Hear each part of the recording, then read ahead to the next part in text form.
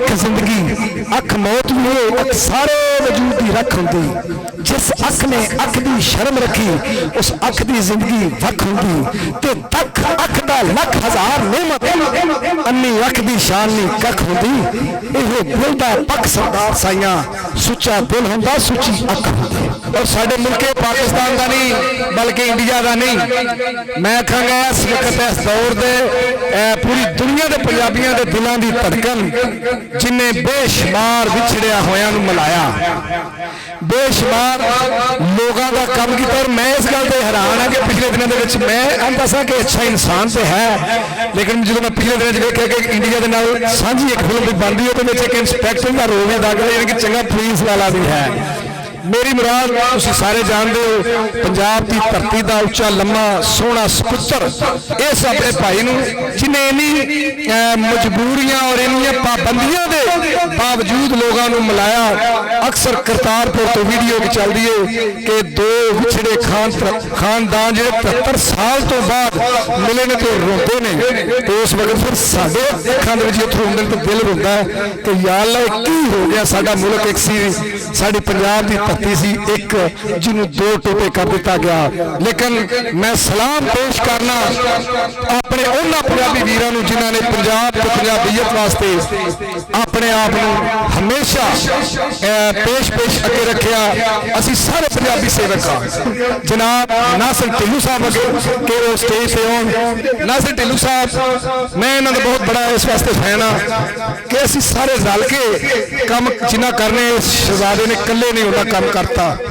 मैं हमेशा कई बार प्रोग्रामों के इकट्ठे होईदा तो मेरा दिल नूं तस्कीन मिलती है कि साडी आने वाली पीढ़ी जिहड़ी है कम से कम वो पंजाब ते पंजाबीयत नाल प्यार करन लग पई है।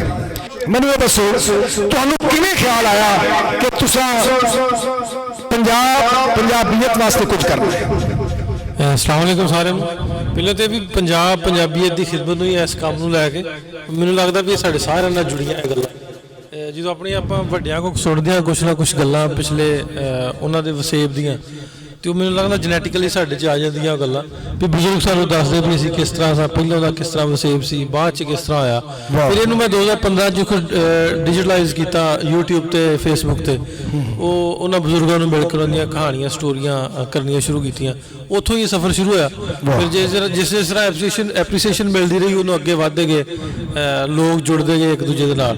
सो कड़ी ना कड़ी जुड़ती गई। पहलों मुश्किल जरूर होती सी लेकिन हुण दे दौर दे विच मैनूं लगदा भी एक असीं कोई वीडियो करते हैं जिस तरह असीं बैठे हैं तो पूरी दुनिया के डिस्ट्रीब्यूट होना ऑटोमैटिकली चले जाने।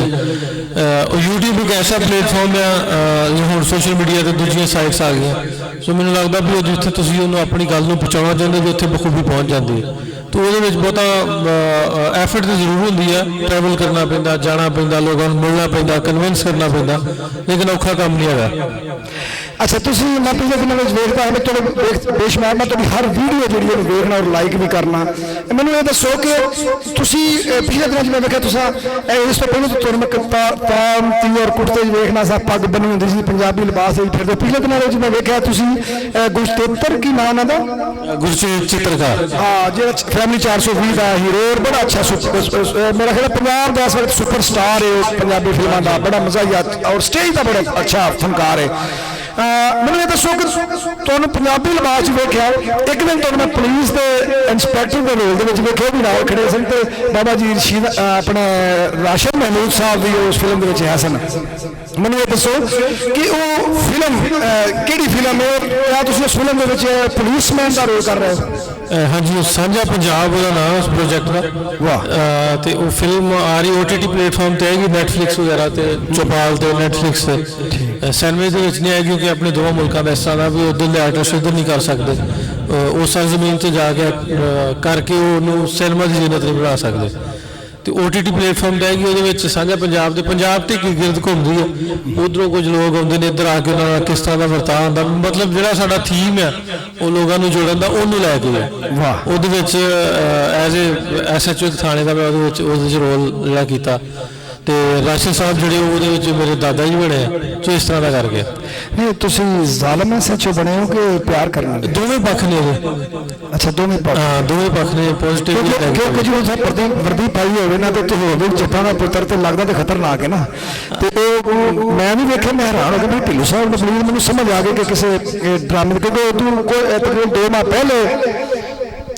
ਪਹਿਲੇ ਇੱਕ ਮੈਂ ਵੇਖੀ ਸੀ ਵੀਡੀਓ ਦੇ ਵਿੱਚ ਤੁਸੀਂ ਕਮਾਦ ਉਹ ਕੋਈ ਦੋਸਤਾਂ ਤੋਂ ਕਮਾਦ ਦੀਆਂ ਭਰੀਆਂ ਬਣਾ ਰਿਹਾ ਸੀ ਤੇ ਤੁਰ ਤੋਂ ਰੋਟੀ ਮੰਗਦੇ ਸਨ, ਫਿਰ ਤੁਸੀਂ ਆਖਿਆ ਰੋਟੀ ਦਿਆਂਗੇ, ਫਿਰ ਕਮਾਦ ਦੀਆਂ ਭਰੀਆਂ ਵੱਲ ਉਹ ਤੇ ਮੈਂ ਤੁਹਾਡੀ ਐਕਟਿੰਗ ਵੇਖੀ ਮਾਸ਼ਾਅੱਲਾ। ਇਹ ਤੁਹਾਨੂੰ ਉੱਥੋਂ ਖਿਆਲ ਆਇਆ ਕਿ ਅਸੀਂ ਨਹੀਂ, ਉਦੋਂ ਦੇ ਪ੍ਰੋਜੈਕਟ ਚੱਲਦਾ ਸੀ, ਉਹਦੇ ਤੇ ਪਰਮਿਸ਼ਨ ਲੈਣੀ ਹੁੰਦੀ, NOC ਲੈਣੀ ਹੁੰਦੀ, ਪਹਿਲਾਂ ਵੀ ਆਇਆ ਸੀ ਤੇ ਉਹ ਫਿਰ ਨਾਲ ਦੇ ਨਾਲ ਆਪਾਂ ਸ਼ੁਕਰ ਮੇਰਾ ਆਉਂਦੇ ਰਹੀਦਾ ਵਿੱਚ ਪ੍ਰਾਹੁਣੇ ਆ ਜਾਂਦਾ, ਕੰਫਰਟ ਜ਼ੋਨ 'ਚ ਬੰਦਾ ਰੱਖਦਾ ਤੇ ਉਹ ਕੰਫਰਟ ਜ਼ੋਨ 'ਚ ਰੱਖਣ ਲਈ ਫਿਰ ਉਹਨਾਂ ਦੇ ਮੁਤਾਬਕ ਰਹਿਣਾ ਪੈਂਦਾ ਵੀ ਜਿਸ ਤਰ੍ਹਾਂ ਉਹਨਾਂ ਦਾ ਸੁਭਾਅ, ਉਹ ਸੁਭਾਅ ਦੇ ਮੁਤਾਬਕ ਗੱਲਬਾਤ ਉਹਨਾਂ ਦੇ ਉਹ ਮਤਲਬ ਅਸੀਂ ਆਰਟਿਸਟ ਤੇ ਨਹੀਂ ਹੈ, ਲੇਕਿਨ ਹੁਣ ਕਿਉਂਕਿ 10 ਸਾਲ ਤੋਂ ਕੈਮਰਾ ਫੇਸ ਕਰਦੇ ਉਹ ਮਾੜੇ ਚੰਗੇ ਅਸੀਂ ਫਿਰ ਬਣ ਗਏ।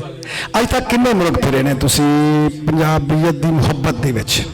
ਉਹ ਜਦੋਂ ਜ਼ਰੂਰ ਬੰਦਾ ਜਾਂਦਾ, ਲੇਕਿਨ ਪੰਜਾਬੀਅਤ ਦੀ ਮੁਹੱਬਤ ਵਿੱਚ ਜਿਵੇਂ ਮੈਂ ਅੱਲਾ ਦਾ ਸ਼ੁਕਰ ਕਮਿਊਨਿਟੀ ਦੇ ਰਹੀ ਅੱਧੀ ਦੁਨੀਆ ਫਿਰੀ, ਮੈਂ ਤੁਹਾਨੂੰ 17-18 ਵਾਰ ਮੈਨੂੰ ਇਸ ਮਾਇਕ ਨੇ ਇੰਡੀਆ ਦੇ ਵਿੱਚ ਖੜਿਆ।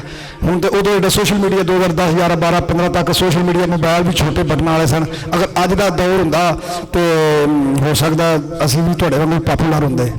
ਨਹੀਂ ਤੁਸੀਂ ਪਾਪੂਲਰ ਤੇ ਪਾਪੂਲਰ ਕੋਈ ਇਹਨੂੰ ਐਸੇ ਮੈਂ ਇਸ ਕੰਮ ਨੂੰ ਲੈ ਕੇ ਤਾਂ ਨਹੀਂ ਫਿਰਿਆ, ਵੈਸੇ ਟਰੈਵਲਿੰਗ ਕਰਦੇ ਰਹੀਦਾ, 15-16 ਮੁਲਕਾਂ 'ਚ ਗਏ ਤੇ ਉਹ ਜਾਂਦੇ ਰਹੀਦਾ ਐਵਰੀ ਈਅਰ 2-3 ਮੁਲਕਾਂ 'ਚ ਜਾਈਦਾ, ਲੇਕਿਨ ਇਸ ਹਵਾਲੇ ਨਾਲ ਨਹੀਂ ਵੈਸੇ ਫਿਰਨ ਦਾ ਸ਼ੌਕ ਹੈ।